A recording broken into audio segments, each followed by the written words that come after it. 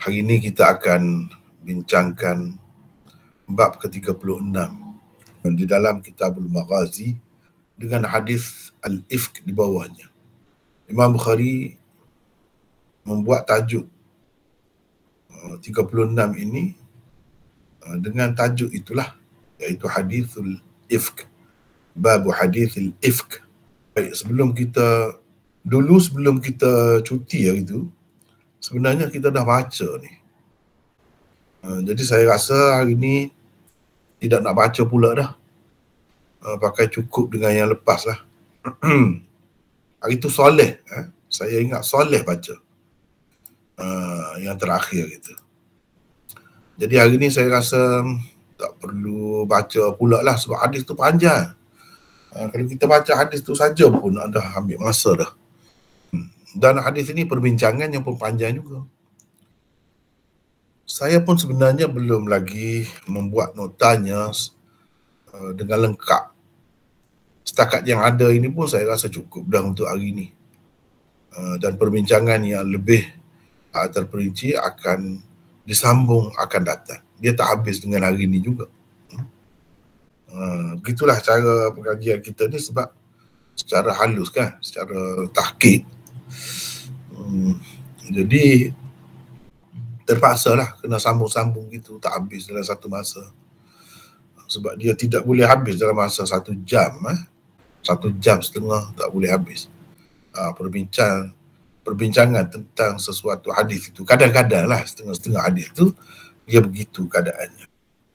Baiklah, ini bab hadithil ifk, bab hadis ifk. Sebahagian setengah-setengah tu kita baca lah ya. Al-ifk wal afak bimanzilatin nijs wan najas. Yuqalu ifkuhum wa afakahum. Faman qala afakahum yaqulu sarafahum 'anil iman wa kadzdzabahum kama qala yufaku 'anhu man ufik ay yusrafu 'anhu man surif. Perkataan ifk dan afak sama seperti perkataan nijs dan najas. Nijs dan najas ini mengikut bahasa Arab lah. Kita tak guna semua tu nijs dan najas, kita guna najis. Kita pun ambil daripada bahasa Arab juga. Tapi bahasa Arab tu sebutan sesuatu perkataan tu kadang-kadang dia ada beberapa sebutan itu. Dikatakan ifkuhum dan afakahum. Orang yang berkata afakahum, dia memaksudkan memalingkan mereka daripada iman dan membuatkan mereka berdusta. Sebagaimana perkataan yufaku dan ufika yang terdapat di dalam firman Allah, yufaku anhu man ufik, yufaku anhu man ufik, yang bermaksud dipalingkan daripadanya, maksudnya daripada iman ke ataupun daripada Al-Quran, orang yang dipalingkan, yakni surah Az-Zariyat. Barulah Imam Bukhari buat mari di bawahnya hadis 4000, hadis yang nombornya 4141. Hadis ini dikenali sebagai hadithul ifk dan Imam Bukhari buat tajuknya pun hadithul ifk. Baik.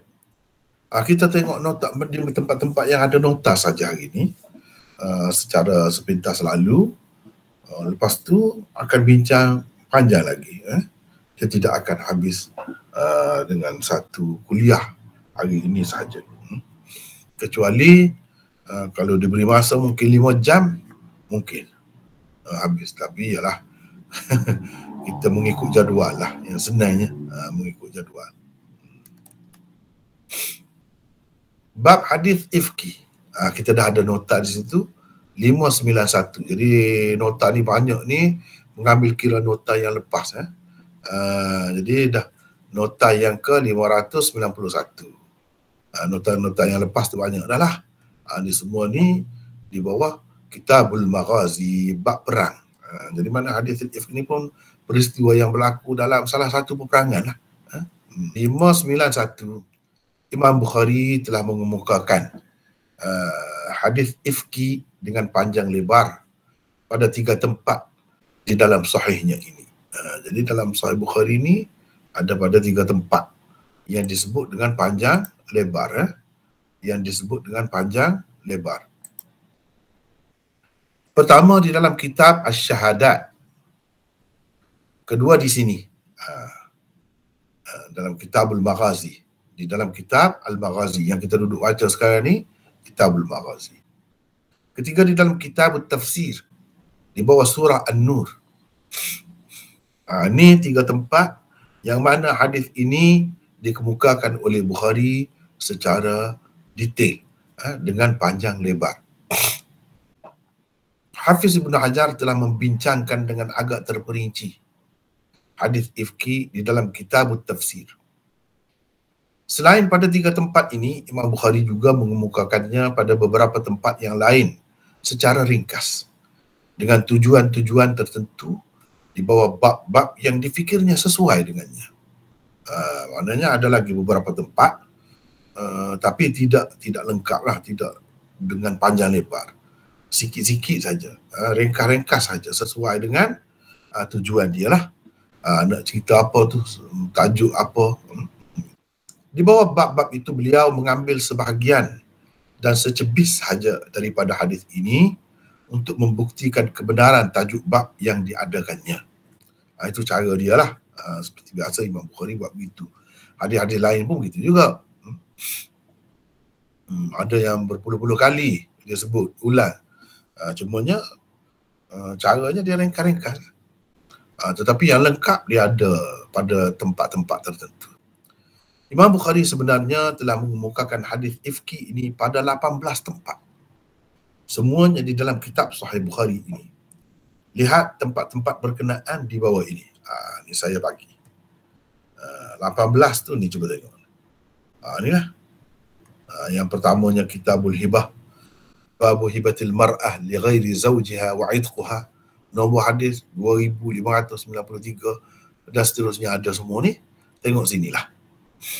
Pada nombor 3, 7 dan 10, 3 tempat tu, daripada tempat-tempat yang tersebut itu, Imam Bukhari telah mengemukakan hadis ifki secara terperinci. 3 tempat. Kalau dalam senarai yang kita bagi ni, nombor 3, 7 dan 10. Itu yang detail. Babnya telah kita sebutkan tadi, iaitu Kitabul Syahadat, Kitabul Maghazi yang kedua, dan yang ketiganya Kitabul Tafsir. Di 3 tempat ni detail. Perkataan ifki dan seterusnya ni yang kita dah baca dah tadi, membuatkan mereka berdusta. Di sini kita ada satu lagi nota, 592. Ni saya nak minta sesiapa lah baca. Ada sesiapa yang nak baca?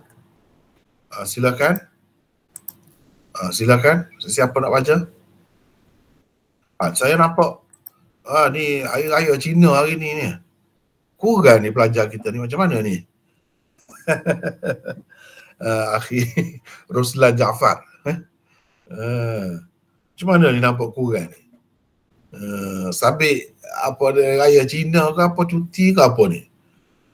Susah juga nak belajar, nak konsisten ni, nak istiqamah ni. Susah juga. Sebab itulah ulama kata bukan hadis. Dia kata al-istiqamah khairun min alfi karamah. Istiqamah itu lebih baik daripada 1000 keramat. Seorang tu ada 1000 keramat lah yang kita kata keramat itu. Keramat ini tu wali kan. Ada satu ni sifat ni, istiqamah lebih baik lagi daripada 1000 keramat. Itu kata-kata ulama lah.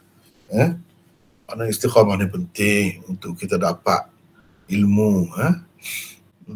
Yalah, tapi kita percayalah dengan sebab kesibukan masing-masing. Itulah adalah hal masing-masing. Sebab kelas kita ni kelas terbuka kan.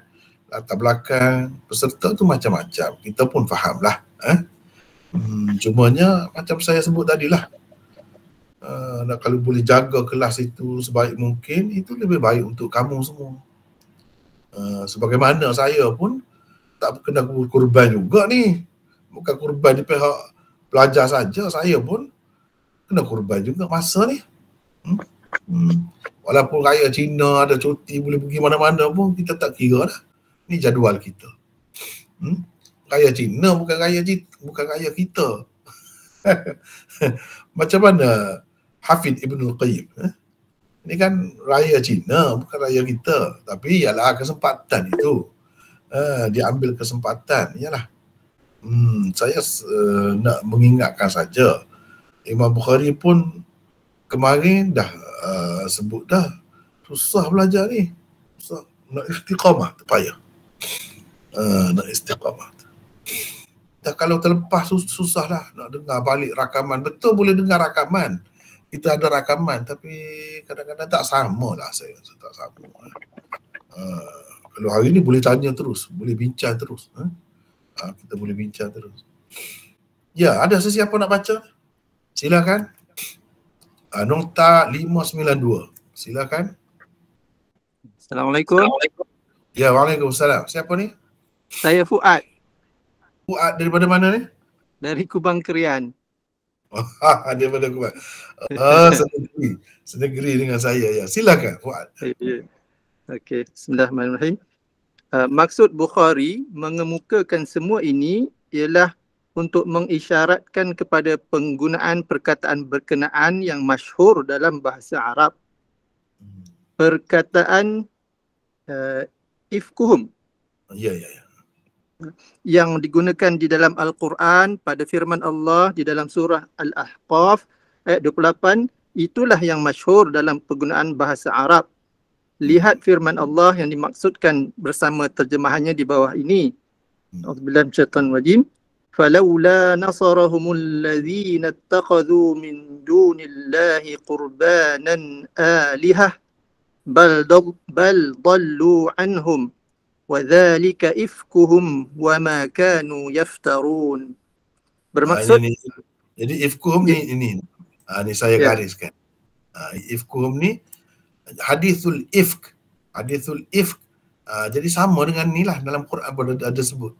Ni lughah bahasa yang masyhur di dalam bahasa Arab. Ya, teruskan. Bermaksud maka sepatutnya mereka dibela oleh segala yang mereka sembah yang lain dari Allah sebagai penyembahan untuk mendekatkan diri kepada Allah. Tetapi tidak, bahkan segala yang mereka sembah itu telah hilang lenyap dari mereka. Itulah akibat kebohongan mereka dan kepercayaan yang mereka telah ada-adakan dahulu. Al-Ahqaf ayat 28. Perkataan itu ada juga dibaca dengan afakahum dalam bentuk madhi sulasi mujarrad. Dan afakahum dalam bentuk madhi sulasi mazidin fihi. Atas bab taf'il. Tetapi kedua-duanya itu adalah bacaan yang syadz, iaitu ganjil. Jadi seterusnya panjang ya. Panjang. Habis dah ke? Tengok dulu. Kejap, saya rasa habis. Habis. Di sini baru ada terjemahan ni. Cuba tengok muka surat 371. Ini baru ada terjemahannya. Dan di sini kita akan dapat satu pula nota. Saya minta saudara kita Fuad juga bacanya. Terlebih dahulu kita tengok terjemahan ini. Imam Bukhari dengan sanadnya meriwayatkan daripada Salih daripada Ibn Shihab, kata beliau, Urwah bin Az-Zubair, Sa'id bin Musayyab, Alqamah bin Waqqas, Al-Laythi dan Ubaidillah bin Abdullah bin Utbah bin Mas'ud meriwayatkan kepadaku daripada Aisyah radhiyallahu anha, isteri Nabi sallallahu alaihi wasallam. Di sini kita ada nota pula, nota 593. Teruskan baca sini. Baik. Maksudnya hadis Aisyah ini diriwayatkan oleh Az-Zuhri daripada 4 orang gurunya, iaitu pertama Urwah bin Az-Zubair, yang kedua Sa'id bin Al-Musayyab, yang ketiga Alqamah bin Waqqas dan empat teruskan. Waqqas ya. Dan 4, Ubaidullah bin Abdullah bin Utbah bin Mas'ud. Keempat-empat orang ini terbilang sebagai tabi'in yang agung. Kemasyhuran, ketokohan dan kehebatan mereka diakui semua orang. Imam Az-Zuhri meriwayatkan hadis ini daripada mereka dan mereka pula meriwayatkannya secara langsung daripada Aisyah. Kemudian kita tengok pula nota 594. 594 ni di sini. Apa dia kata? Zuhri kata, masing-masing daripada mereka, ini Urwah bin Az-Zubair, Sa'id Musayyab, Alqamah bin Waqqas dan Alqamah bin Waqqas Al-Laythi dan Ubaidillah bin Abdullah bin Utbah bin Mas'ud menceritakan kepadaku sebahagian daripada ceritanya. Jadi cerita yang dia kemukakan yang panjang ni bukan setiap orang daripadanya cerita, dia kata. Dia jelaskan. Tetapi ada yang cerita sebahagian, ada yang cerita sebahagian. Jadi beliaulah yang menggabungkan semuanya. Begitu. Sebahagian daripada ceritanya, ada antara mereka lebih hafal hadisnya daripada sebahagian yang lain. Ada yang lebih kemas ceritanya. Aku, ini Az-Zuhri, hafal hadis Aisyah itu daripada mereka. Tapi jangan ingat setiap orang daripada mereka itu lafaznya sama dan menyatakan semua sekali hadis yang panjang itu.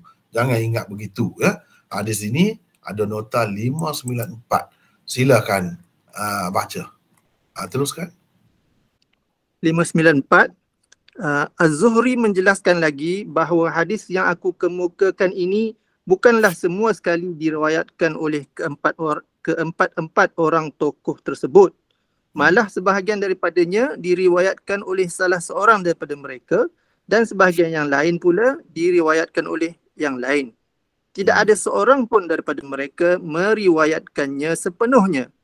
Ada antara mereka menghafalnya lebih banyak daripada yang lain dan dia ingat dengan baik ketika menyampaikannya kepadaku.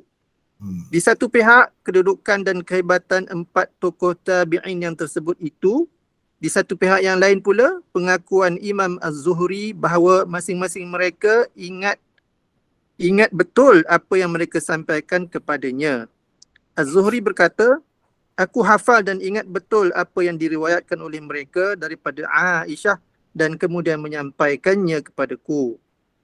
Walaupun ada di antara mereka lebih banyak ingat hadis Aisyah itu daripada yang lain, namun cerita sebahagian mereka menyokong dan membenarkan cerita sebahagian yang lain.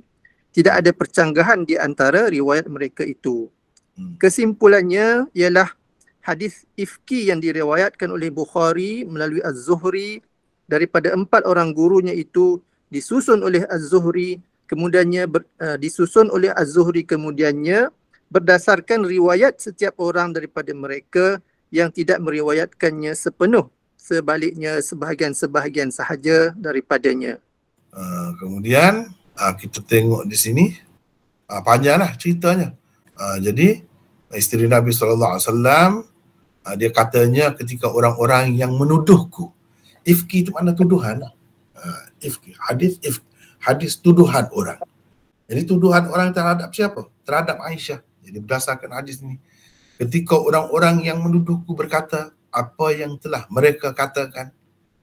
Jadi ringkas ceritanya, mereka tuduh kata Aisyah ni telah melakukan perbuatan sundal dengan salah seorang sahabat Nabi setelah dia tertinggal di belakang pasukan tentera dalam satu rombongan tentera. Jadi dia tertinggal keseorangan di situ. Dalam hadis ni lah kita baca nanti, dia sebut tiba-tiba Safwan bin Mu'attal, itu sahabat tu, tengok ada satu lembaga dalam gelap gitu, bayar-bayar, dia pun pergi dekat, dia tengok Aisyah. Dia pun bawa lah Aisyah balik.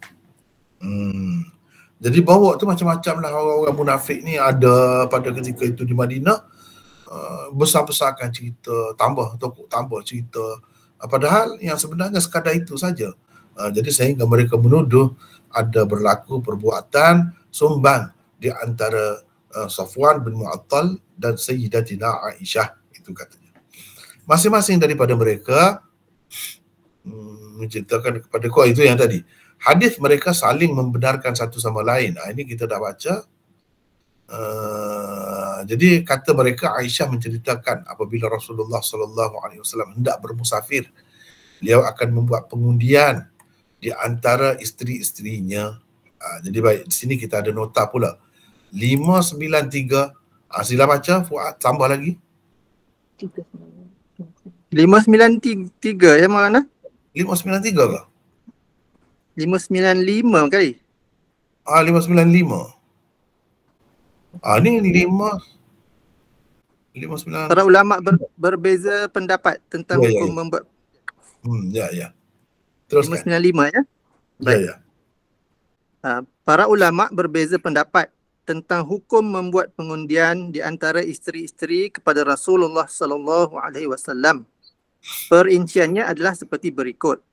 Pertama, para ulama dari kalangan Hanafiyah berpendapat tidak wajib ke atas Rasulullah sallallahu alaihi wasallam membuat pengundian itu.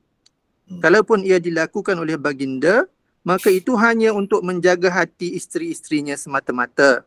Jika Rasulullah membawa mana-mana isterinya tanpa pengundian, mungkin akan ada yang terasa hati dan tertanya-tanya, kenapa agaknya baginda tidak memilihku? Adakah aku telah melakukan apa-apa kesalahan sehingga baginda meninggalkan aku? Atau apakah ada padaku sesuatu kekurangan yang membuatkan Rasulullah sallallahu alaihi wasallam tidak mengutamakan aku? Dari kalangan Syafi'iyah, Imam Al-Ghazali adalah antara yang berpendapat demikian. Menurut Az-Zurqani, itulah juga pendapat pilihan kebanyakan ulama Malikiyah. Yang kedua, kebanyakan Syafi'iyah dan Hanabilah berpendapat membuat pengundian di antara isteri-isteri itu wajib juga ke atas Rasulullah sallallahu alaihi wasallam seperti orang-orang lain.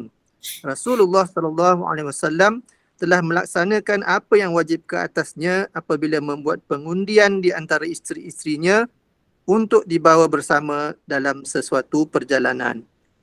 Okey. Baik. Kita naik ke atas pula.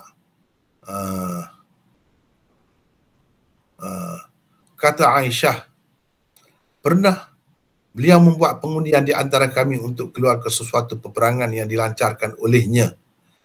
Jadi peperangan mana ni yang dimaksudkan? Kita ada nota 596. Baca, sila bacakan. Fuad lagi. Ya, baik.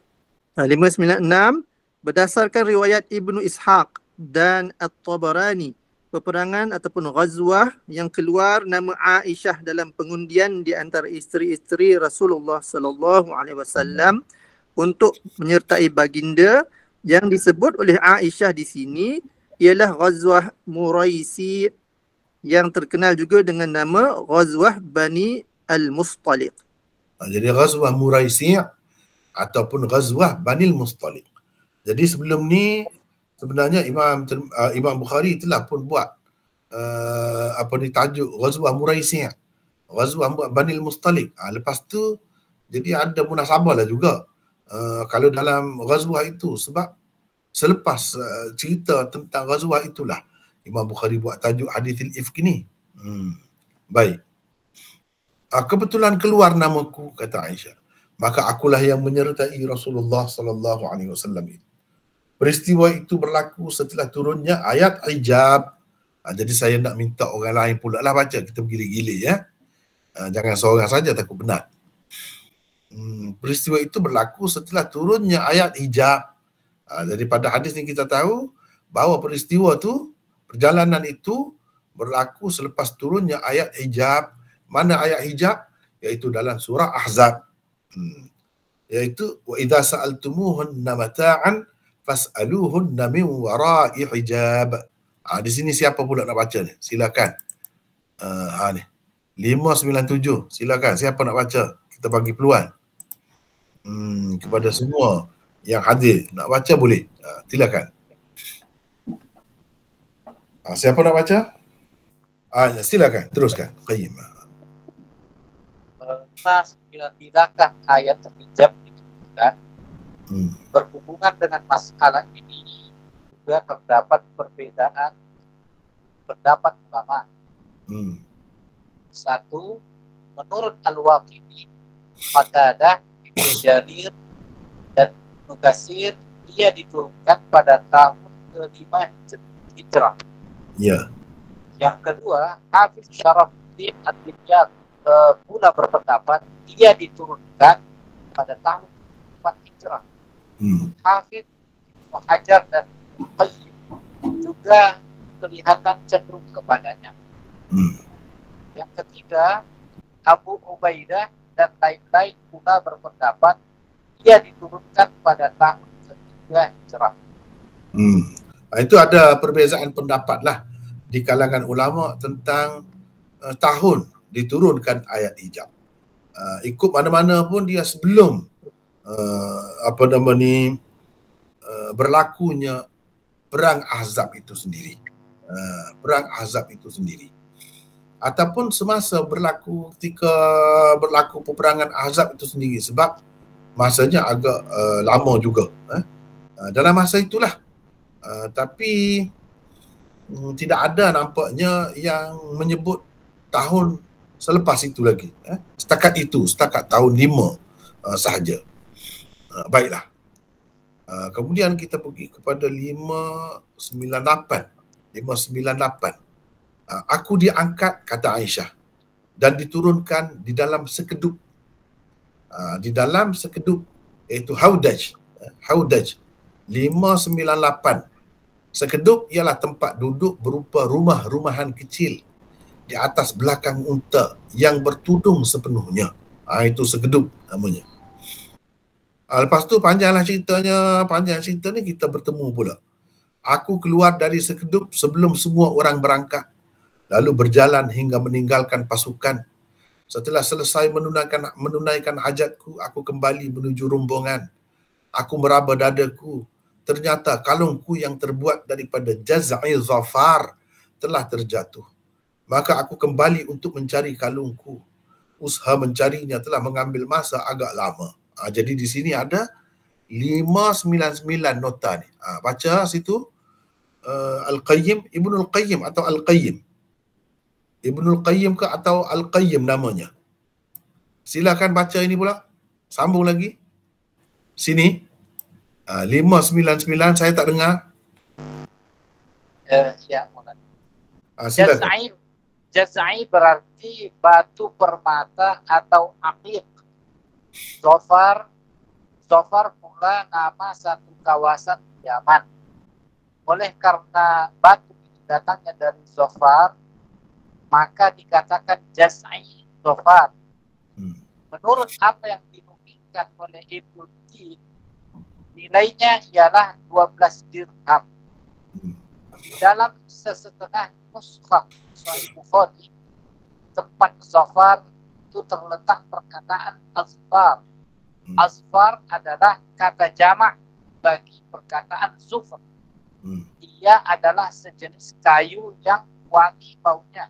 Dan pada kayu itu diperbuat biji-biji dalam berbagai bentuk untuk dijadikan sebagai permata penaruh. Itu tentang jaz'i zafar, kalung tu. Namanya disebut sebagai jaz'i zafar. 599. Telah terjatuh. Jadi Aisyah pun kata dia pergi carilah. Jadi orang yang bawa dia tu bawa, menyangka dia, dalam keadaan menyangka dia berada dalam sekedup itu. Lepas tu dia sebut memang masa itu para wanita berbadan ringan. Jadi nak cerita dia lah, patutlah tak perasan bila angkat tu bahawa dia tidak ada di dalam tu.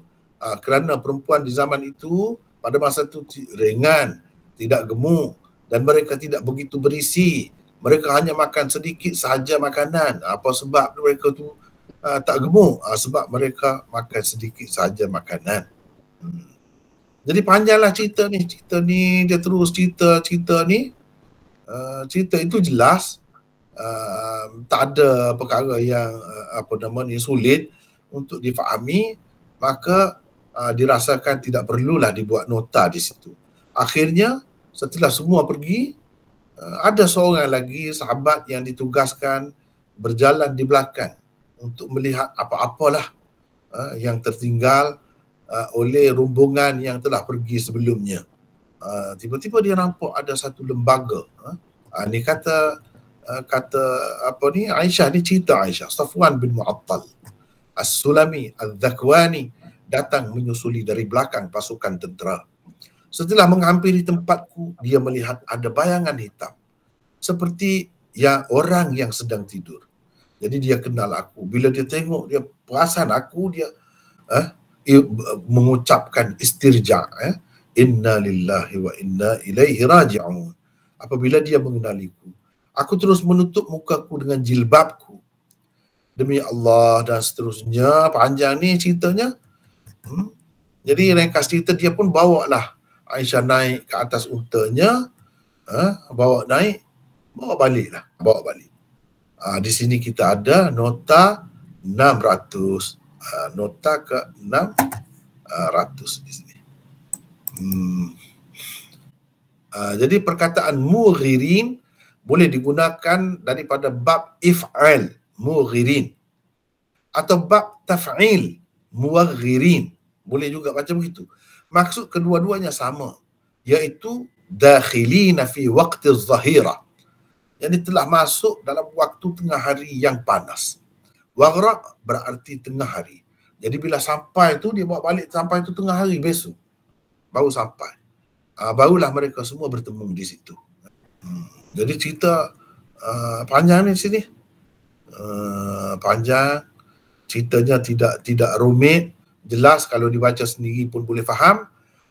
Aisyah kata, maka binasalah orang yang binasa dan orang yang berperanan besar dalam menyebarkan berita bohong. Dalam menyebarkan berita bohong itu adalah Abdullah bin Ubay bin Salul. Kata Urwah, dikhabarkan kepadaku bahawa berita bohong itu diperkata dan dibicarakan di hadapan Abdullah bin Ubay, dan dia pula membenarkannya, mendengarnya dengan penuh minat dan menyampaikannya kepada orang-orang lain sambil membumbuinya. Jadi dia bumbu asam garamnya, jadi nampak menarik lah. Dengar tu sedap lah dengar. Urwah juga berkata, tidak disebutkan orang-orang yang juga terlibat dalam penyebaran berita bohong itu selain Hassan bin Thabit, Mistah bin Uthathah dan Hamnah binti Jahshin, di samping beberapa orang lagi. Jadi tak ramai yang terlibat tu maksudnya. Aku tidak tahu tentang mereka, melainkan mereka adalah sekelompok orang. Dengan tepat Aisyah kata, aku tak tahulah yang lagi-lagi tu, tetapi sekelompok lah yang disebutkan usbah. Sebagaimana Allah Ta'ala firmankan, innal ladzina ja'u bil ifki usbatun minkum, usbah. Dan yang paling berperanan di antara mereka adalah Abdullah bin Ubay bin Salul, yang dikenali sebagai kepala munafik di Madinah pada di zaman Nabi SAW. Jadi Urwah cerita lagi. Urwah ni salah seorang perawi yang 4 tadilah. Jadi ini disebutkan secara khusus. Ini yang disebutkan oleh Urwah sahaja, bukan orang lain. Urwah juga berkata Aisyah tidak suka Hassan bin Thabit, sahabat Nabi itu, dicela di hadapannya. Katanya Hassan adalah seorang yang pernah bersyair, bermaksud sesungguhnya ayahku dan ayahnya, yakni ayah bagi ayahku serta kehormatanku merupakan perisai bagi kehormatan Muhammad daripada serangan dan cercaan kalian. Itu. Jadi Aisyah kata, jangan kata apa-apalah, walaupun dia bersalah lah juga kiranya, sebab dia terlibat dalam penyebaran cerita tu juga. Ataupun dia terpengaruh mula-mula tu, lepas tu dia pun bawa mulut kepada orang lain. Tetapi Aisyah kalau dicerca, dicela Hassan di hadapannya, dia tak suka. Dia tegur, jangan kata apa-apa kepada dia. Ini cerita kemudian pula lah. Jadi cerita dia setelah sampai ke Madinah tu, dia jatuh sakit selama 1 bulan. Jadi orang-orang yang sibuk dengan berita bohong yang disebarkan oleh tukang-tukang fitnah, jadi sibuklah. Aku sama sekali tidak menyedari. Dia tak tahu pun semua itu. Dan seterusnya panjang lagi ni. Bacalah sendiri. Saya nak pilih-pilih tempat yang hanya ada nota sahaja. Jadi panjang ni. Panjang ceritanya. Dan kita akan ulang balik pula perbincangan tentang hadis ini kemudian. Jadi bila Aisyah tu dapat tahu, dia kata, aku pun mengucapkan subhanallah. Apakah orang-orang memang telah memperkatakan perkara ini sampai begitu sekali? Aisyah berkata, maka aku menangis sepanjang malam hingga pagi hari dengan penuh linangan air mata. Aku tidak dapat tidur langsung. Hingga pagi hari aku masih menangis. Tu sedihnya bila dia dapat tahu cerita tu. Lepas tu Aisyah cerita lagi. Dia kata Rasulullah sallallahu alaihi wasallam panggil Ali bin Abi Talib dan Usama bin Zaid. Ketika wahyu belum turun, beliau bertanya kepada keduanya dan meminta pandangan mereka tentang rencana untuk berpisah dengan isterinya. Sampai ke peringkat itu Nabi sallallahu alaihi wasallam betul-betul terganggu fikirannya dan buat serabutlah. Jadi sehingga dia macam ada rancangan untuk nak cerai sampai ke peringkat itu. Tapi dia bertanya dulu orang itu dan orang ini. Jadi Aisyah kata Usama menyatakan apa yang diketahuinya berupa kebersihan isteri beliau, isteri Nabi ni orang bagus. Kata Usama, tak ada apa perkara yang tak baik. Kata Usama, janganlah diceraikan isterimu. Kami tidak mengetahui tentangnya melainkan hanya kebaikan. Sedangkan Ali bin Abi Talib pula berkata, wahai Rasulullah, Allah tidak pernah menyusahkanmu. Masih ramai lagi wanita selainnya. Tanyakanlah kepada sahaya wanitanya. Dia akan bercakap benar denganmu. Jadi, walau bagaimanapun, tanyalah orang yang dekat dengan dia, iaitu sahaya wanitanya. Tanya dia lah. Maka Rasulullah sallallahu alaihi wasallam pun panggillah Barirah. Barirah itulah yang disebutkan sebagai sahaya perempuan Aisyah di sini. Dan bersabda, wahai Barirah, apakah kamu pernah melihat sesuatu yang meragukan pada diri Aisyah? Barirah menjawab, demi Tuhan yang mengutusmu dengan benar, aku tidak pernah melihat sesuatu yang meragukan padanya. Cuma dia masih sangat muda. Pernah dia tertidur sehingga mengabaikan adunan keluarganya. Lalu datang binatang ternakan memakan adunan itu. Jadi maknanya dia ni terlalu budak lah. Kosong fikiran dia tu, tak ada benda-benda yang tak baik lah kira-kiranya. Jadi dia pun macam tak senang hati jugalah kalau Rasulullah sallallahu alaihi wasallam ceraikan isterinya yang bernama Aisyah itu. Di sini kita ada nota pula 601. Boleh lagi baca? Saudara kita dari Indonesia, apa nama sebenarnya? Samarinda, Indonesia. Saudara ni nama apa? Nama saudara sendiri. Ibnul Qayyim, Ustaz. Nama Ibnul Qayyim. Ibnul Qayyim, Maula. Ibnul Qayyim ya? Ya. Ibnul Qayyim bin Muhammad Yahya. Bin Muhammad Yahya. Ya, alhamdulillah. Jadi boleh terus baca lagi? Silakan. Ya. Teruskan.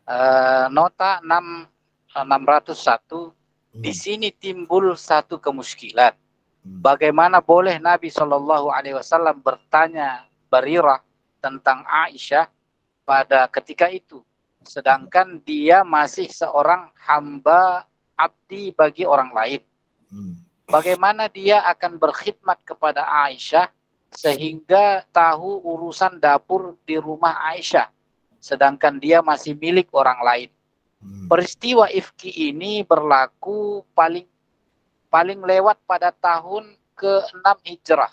Barirah pula baru dibeli berdasarkan setengah riwayat atau ditebus berdasarkan riwayat yang lain oleh Aisyah, lalu dimerdekakan selepas pembukaan Mekah oleh beliau. Oleh beliau itu maksudnya oleh Nabi lah. Bukan Mekah, oleh Nabi SAW. Begitu. Teruskan.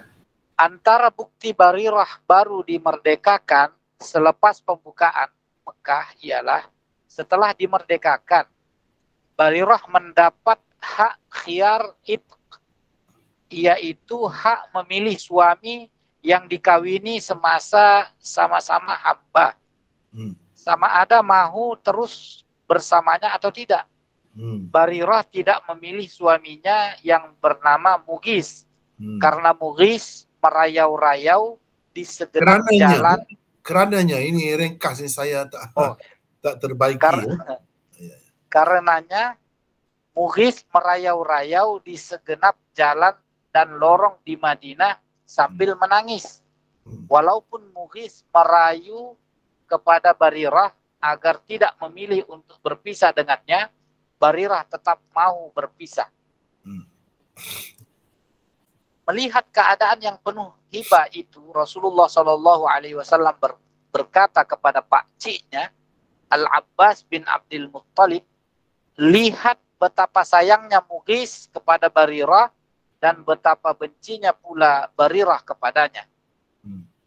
Abbas baru berpindah ke Madinah selepas pembukaan Mekah. Ini membuktikan Barirah memang baru dimerdekakan oleh Aisyah selepas pembukaan Mekah. Jadi apa artinya Nabi SAW bertanya pendapat beliau tentang Aisyah berhubung dengan peristiwa yang telah berlaku kepadanya pada tahun ke-6 Hijrah paling lewat pun. Teruskan. Melihat kepada kenyataan inilah Ibnul Qayyim berpendapat nama Barirah yang tersebut di dalam riwayat ini adalah akibat waham perawi. Zarkasi juga menyokong pendapat Ibnul Qayyim itu. Ya. Jadi mereka mempertikaikan nama Barirah ni tak tepat di dalam hadis ini. Tak tepat. Sepatutnya orang lain. Sebab Barirah tu tak masuklah dalam cerita tadi tu. Sebab masa tu dia masih lagi hamba orang lain. Macam mana dia pergi berkhidmat dengan Aisyah? Itu tak masuk akal mereka. Sebab itu mereka cuba mengatakan begitu. Seterusnya 602. Terus bacakan. Maksud Barirah menceritakan begitu tentang Aisyah kepada Rasulullah SAW ialah untuk membersihkan nama baik Aisyah yang coba dicemarkan oleh golongan pemfitnah. Mana mungkin Aisyah yang masih terlalu mentah dan lurus itu akan melakukan perbuatan yang keji seperti itu. Itu maksudnya. Dia kata begitu.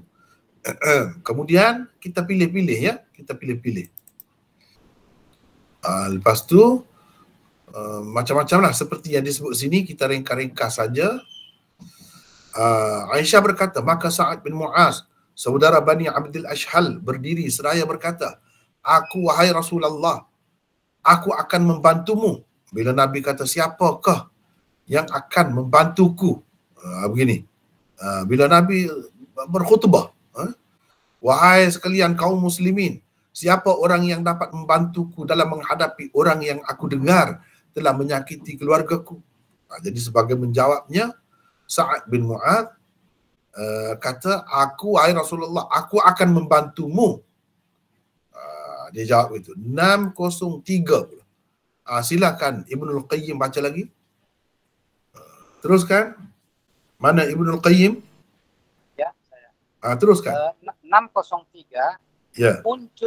Munculnya nama Sa'ad bin Mu'adz di sini menimbulkan satu kemusyrikan yang lain pula, yaitu bagaimana beliau boleh ada semasa peristiwa ifki ini berlaku, sedangkan peristiwa ifki berlaku dalam Ghazwah Bani Al-Mustaliq atau Ghazwah Muraisi pada tahun ke-6 Hijrah.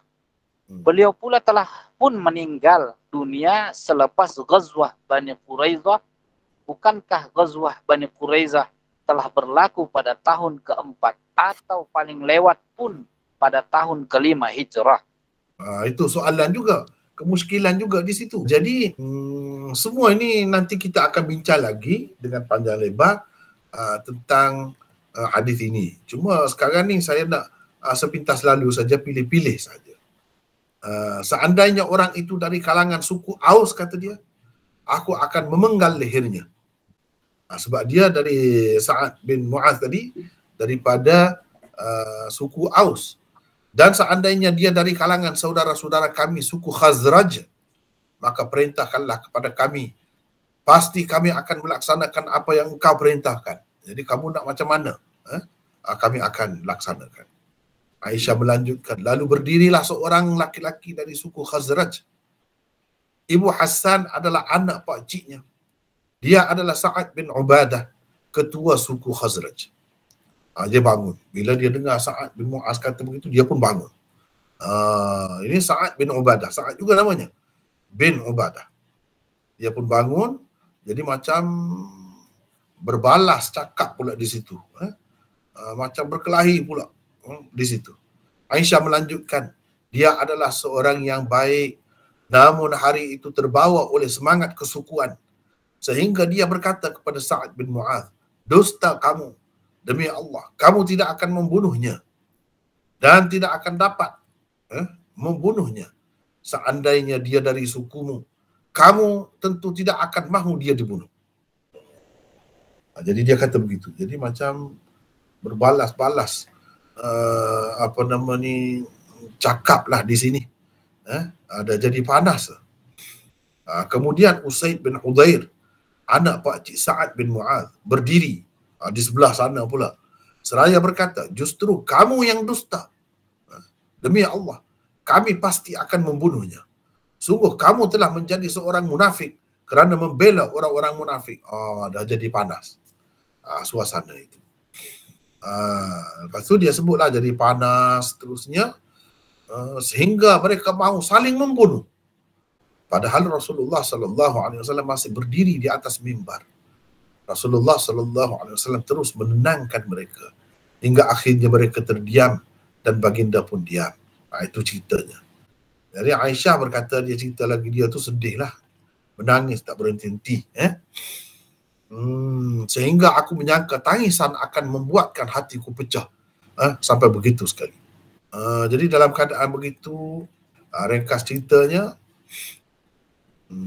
Rasulullah pun akhirnya pergi, lalu membaca syahadat dan duduk, kemudian bersabda, wahai Aisyah, sesungguhnya telah sampai kepadaku berita tentang dirimu begini dan begini. Dan dia sebutlah di situ. Sebut di situ. Kemudian setelah Rasulullah SAW selesai menyampaikan kata-katanya itu, air mataku terus kering, kata Aisyah. Terus berhenti menangis. Sehingga tidak tersisa setitis pun. Lalu aku katakan kepada ayahku, belalah aku terhadap apa yang dikatakan oleh Rasulullah sallallahu alaihi wasallam tentang diriku. Ayahku berkata, demi Allah, aku tidak tahu apa yang harus aku katakan kepada Rasulullah sallallahu alaihi wasallam. Jadi di sini kita bertemu dengan nota pula 604. Kalau boleh orang lain pula lah baca, ya.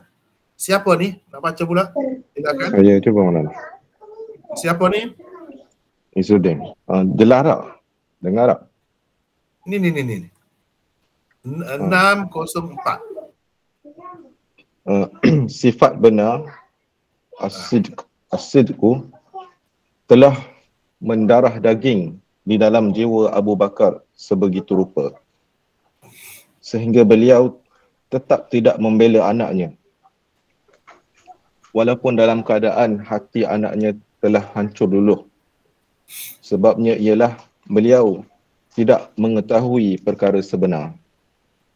Kemudian setelah Allah sendiri melalui firman-Nya membersihkan Aisyah daripada segala tuduhan dan tomahan yang dilemparkan terhadapnya, Aisyah berkata kepada ayahnya, Abu Bakar, kenapa ayah tidak membelaku sebelum ini?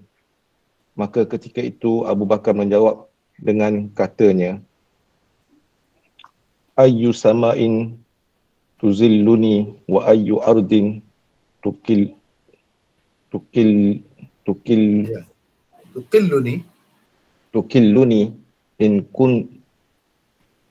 in qultu ma la a'lam. Bermaksud, langit mana akan menaungiku dan bumi mana akan menanggungku jika aku berkata apa yang aku tidak tahu. Itu kata Abu Bakar, ini sikap dia ya. Seterusnya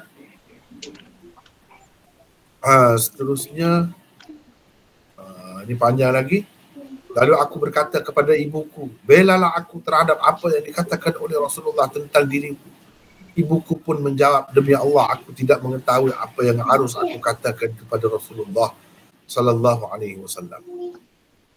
Jadi begitulah ceritanya, panjang. Boleh baca sendiri. Kita nak pilih-pilih saja. Jadi akhirnya Aisyah pun kata nak buat apa dah, tak ada dah pilihan lain selain daripada bersabar sajalah. Seperti kata ayah Yusuf, dia pun baca ayat ni lah. Setelah itu aku pergi ke tempat tidur lalu berbaring di atas tilamku. Dan seterusnya, tuan-tuan dan puan-puan sekalian sila baca sendirilah. Ya.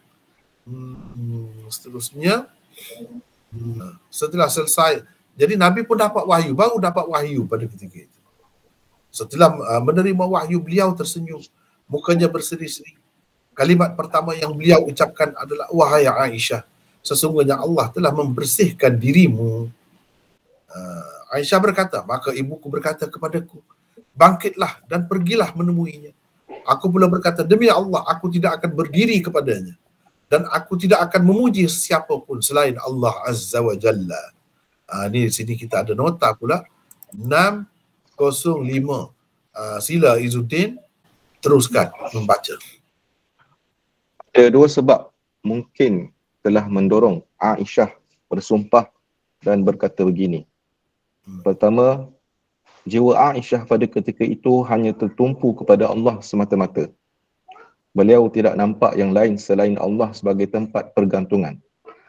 Sebaik sahaja datang keputusan daripada Allah berupa Al-Quran yang membersihkan dirinya daripada tuduhan, teruslah dia terlupa sejenak kepada segala yang lain selain Allah, termasuk kepada Rasulullah sallallahu alaihi wasallam sendiri.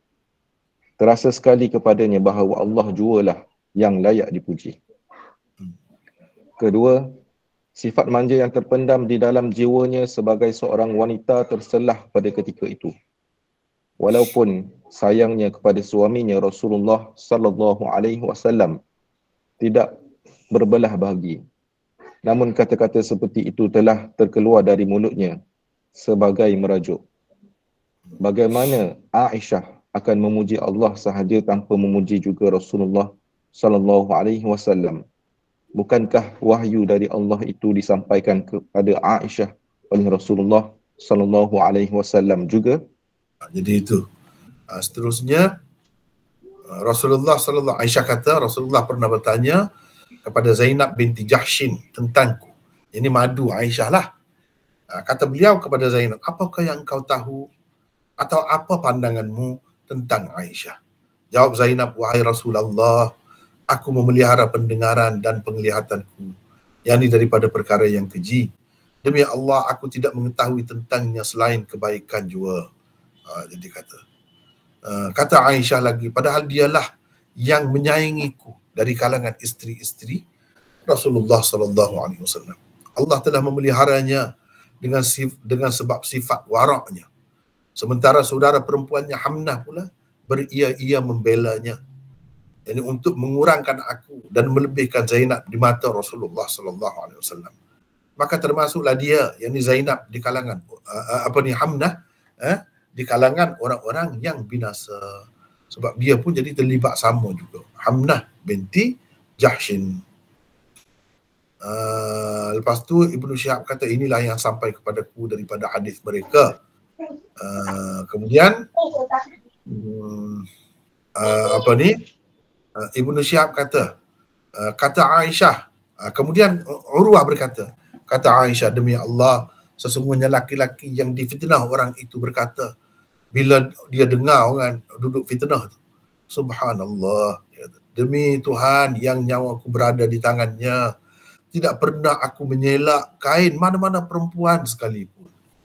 Jadi bagaimana aku ni dituduh pula melakukan perkara yang tidak baik dengan Aisyah, sedangkan aku tak pernah menyelak kain mana-mana perempuan pun.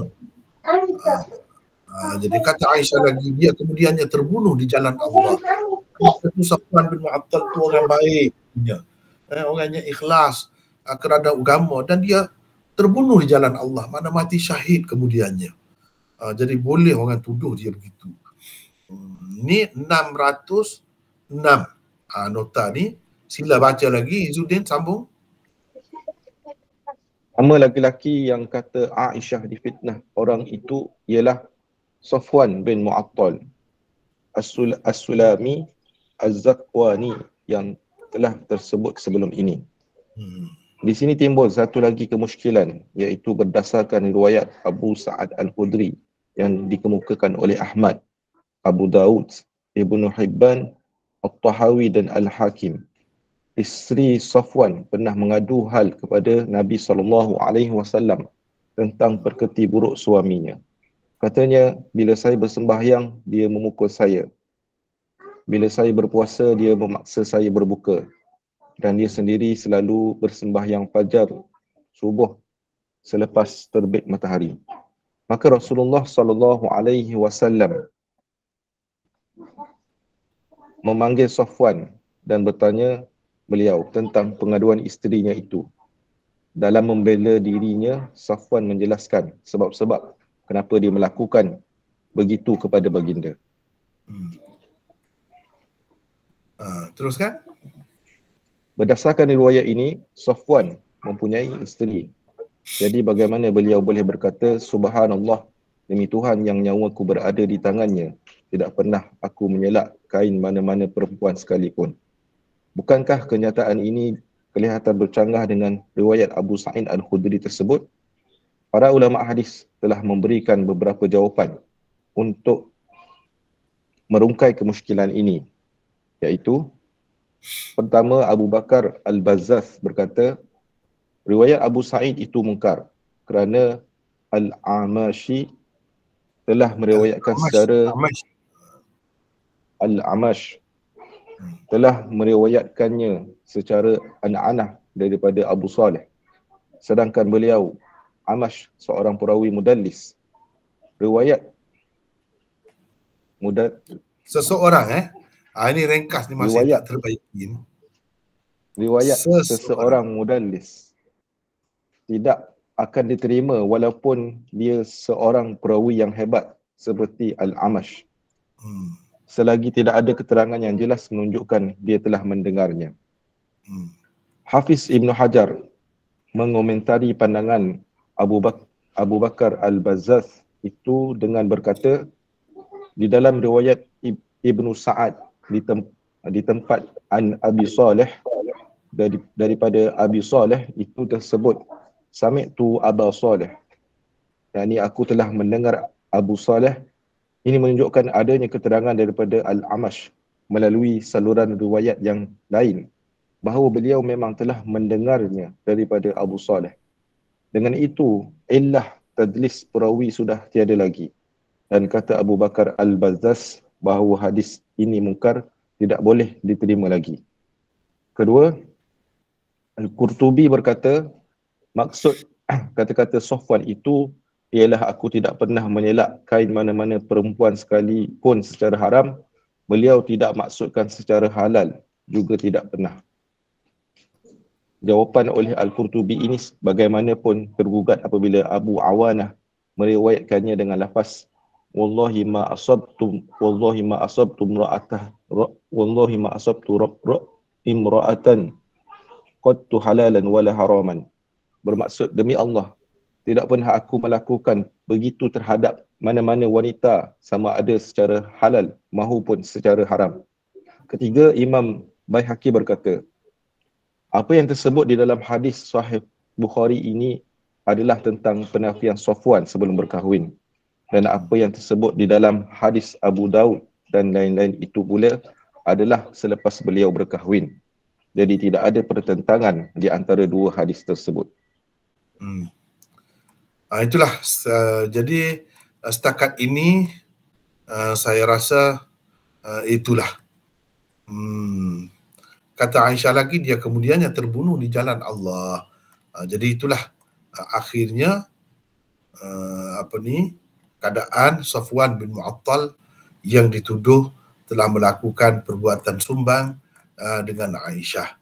Dia sebenarnya orang yang baik. Itulah berakhir situ ceritanya. Dan insya-Allah jadi untuk hari ini kita baca dengan serba ringkas untuk menghabiskan sepintas lalu dahulu dengan serba sedikit komentar dan nota. Mudah-mudahan telah dapat satu gambaran umum terlebih dahulu. Dan selepas ini nanti akan datang dalam kuliah akan datang kita akan bincangkan lagi tentang hadis ini dengan lebih detail, jadi alhamdulillah kita telah menghabiskan bincang tentang hadis ini secara sepintas lalu tadi. Jadi saya rasa hanya setakat itulah dulu untuk hari ini.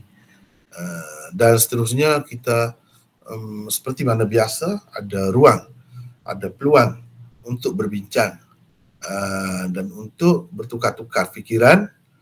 Siapa ni? Afif Rusdi. Kalau boleh. Saya nak tanya pasal apa ni kata-kata Abu Bakar tadilah. Dia kata Aisama tudhilluni wa ya ardin tuqilluni in qultu ma la a'lam. Maulana ambil mana daripada apa ni kata-kata ni? Sebab kata tu sedap. Cuma nak tahu rujuknya. Dalam syarah-syarah hadis ada sebut. Kalau kita baca syarah hadis ni, saya pun tak ingat rujukan banyak, kan? Kalau pasal ni peringkat nota kan, kalau kita dah buat macam buku yang sudah dicetak tu, saya akan bagi semua rujukan. Jadi sekarang ni saya tak bagi, dan benda tu dibaca semasa saya tulis cepat-cepat itu, saya tak bubuh lah nota tu lagi, rujukan tu lagi. InsyaAllah kalau nak dengan lebih tepat saya bagi kemudian. Tapi ini memang ada dalam syarah-syarah hadis ini. Yang mana satu buku dalam banyak-banyak yang saya baca tu, itu saya tak ingat, nanti saya bagi tahu kemudian insyaAllah. Kalau nak lah, insyaAllah. Tapi memang kata-kata itu memang maklum, kata-kata Abu Bakar dalam kitab mana-mana pun disebut gitu. Dia kata dalam peristiwa ini, itu pun ada dalam salah satu rujukan yang saya bagilah insyaAllah. Kalau nak saya boleh beritahu kemudian insyaAllah. Ada lagi yang lain? Silakan. Assalamualaikum Maulana. Waalaikumsalam. Ni siapa? Cik Kamal. Ya, saya daripada Ipoh, Perak. Daripada Perak. Ya, silakan. Saya dalam satu grup tu dan dia selalu macam saya kata dia suka bawa hadis-hadis yang tak berapa sahih ni. Jadi dalam sehari dua ni kita akan masuk bulan Rejab. Dan dia udah mula bawa keluar lah yang hadis-hadis tentang kelebihan bulan Rejab dan doa ini. Jadi macam kalau saya boleh lari sikit tajuk ni, nak dapatkan kepastian apa tak ada yang sahih kan tentang kelebihan bulan Rejab ni. Ya. Selain daripada dia bulan haram. Ya. Jadi saja kalau boleh saya dapat kepastian daripada Maulana lah. Ya. Betul lah tu. Saya rasa Encik Kamal dah ada buku yang saya tulis tu, 99 Usul, jilid 1. Dalam tu saya dah bincang panjang tu. Kalau boleh dia ustaz tu bacalah, bagi dekat dia baca macam mana. Yang buku tu saya belum dapat beli lagi. Oh, belum lagi. Saya ingat dah. Dalam tu dah bincang panjang tentang soalan tadi. Kalau boleh mungkin kalau Cik Kamal sendiri cerita mungkin dia tak berapa yakin kan. Kalau Cik Kamal tunjuk ni, saya dah dapat buku ni, ada buku ni ustaz kita yang tulis, salah seorang daripada kita, cuba baca. Boleh mungkin kalau dia nak terbuka fikiran, mungkin mudah-mudahan. Pasal banyak lagi tengok grup-grup lain yang apa, dan dia quote daripada ustaz itu, ustaz ini yang kena baca doa ini lebih-lebih lagi pada permulaan bulan Rejab ni lah. Ya, ya, betul. Jadi apalah kalau Ustaz Maulana kata macam tu, saya akan insya-Allah ada dapatkan yang buku tu. Ya, ya. Saya cuba akan bagi tahu dia orang lah. Ya, ya, ya. Dalam tu dah panjang dah bincang. Dengan panjang lebar saya dah bincang di situ. Tengok situlah, tengok situ. Syukran Maulana. Ya, terima kasih. Sama-sama. Ya. Ya, silakan ada lagi? Boleh satu lagi? Boleh insya-Allah. Maulana, Ya, ya. yang tadi persoalan tentang apa Maulana Nisfu Sya'ban tu yang dalam kitab Maulana ni usul nombor 6. Ya, ya. Usul nombor 6 ya. Usul nombor 6. Tentang rejak apa tu? Ya, ya. Jadi Encik Kamal sila ambil perhatian itu. Ada dalam buku saya yang telah terbit itu kata usul nombor 6. Ya, faham lah. Dengar. InsyaAllah saya akan cari. Sila tengok situlah. Ya. Ya. Terima kasih Encik Ruslan. Ya. Jadi sahabat kita ni dia dah baca, dia dah tengok. Saya pun tak ingat usul ke berapa. Itu. Ini bukunya. Perasan ke tidak tu? Encik Kamal tu nampak ke tidak tu? Nampak. InsyaAllah saya akan dapat nanti. Ya. Boleh dapat melalui Shopee apa boleh dapat insya-Allah. Sekarang ni senang semua, boleh dapat duduk di rumah, tak payah pergi kedai buku dah. Nak belajar pun duduk di rumah, tak payah pergi mana-mana. Alhamdulillah, Allah SWT bagi kemudahan dan peluang kepada kita. Mudah-mudahan kita dapat mengambil manfaat daripada peluang yang diberikan ini sebanyak mungkin, mudah-mudahan. Dan ilmu kita diberkati Allah. Dan saya harap hanya sekadar itulah dulu untuk kali ini, dan insya-Allah kita akan bertemu lagi nanti 2 minggu lagi insya-Allah. Jadi setakat itulah dulu untuk hari ini. Wallahu a'lam. Assalamualaikum warahmatullahi wabarakatuh.